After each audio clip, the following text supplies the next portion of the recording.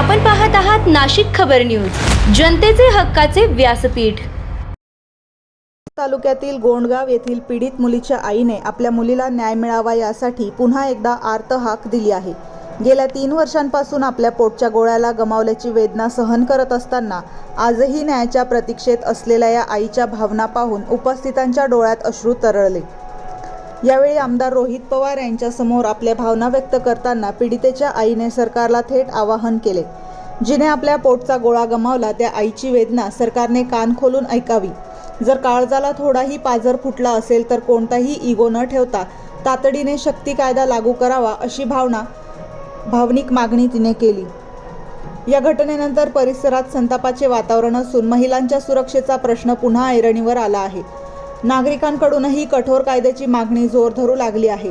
आमदार रोहित पवार यांनी पीडित कुटुंबाला न्याय मिळवून देण्यासाठी प्रयत्न करू अशी ग्वाही दिली असून शक्ती कायद्याबाबत सरकारने तातडीने निर्णय घ्यावा अशी मागणी त्यांनीही केली आहे।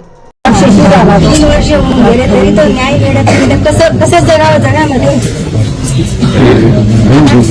काय आम्हाला दिसतंय असं, पण मनामध्ये काय आमच्या त्यामध्ये दिसत नाही ना।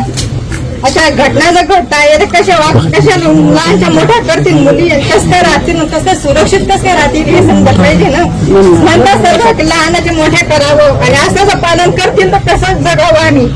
3 वर्षापासून आम्हाला न्याय मिळालेला नाहीये तर कसं करावं आम्ही आणि कसं जगावं। लहानाचे म्हणत होते सर्व की फास्ट ट्रॅक कोर्टामध्ये 3 वर्ष होऊन गेले तरी अजून तो न्याय मिळत नाहीये।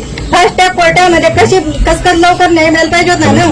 जसे 12 महिने 6 महिने पण 3 वर्ष जर होऊन गेले तरी न्याय मिळत नाही। सरकार काय करत आहे? अशी घटना जर जगामध्ये घडत कसं काय राहतील मुलीं, कसं काय स्त्रिया कसं काय राहणार जगामध्ये। आम्ही आली की शेतात जातो तसं करतो आणि काही जर घरात केलं तर काय करायचं आम्ही आता। आणि तिथे जर तुम्ही जागा बघशाल तर तिथे सुद्धा मानाला अटक येऊ शकते, अशी जागा आहे आमची घराची। पाऊस पडत होता आणि पाणी गळत होतं, तिथे राहत होते दालन, आम्ही सगळं संसार तिथे करत होते। पण असं एक कृत्य केल्याने काय मिळत आहे?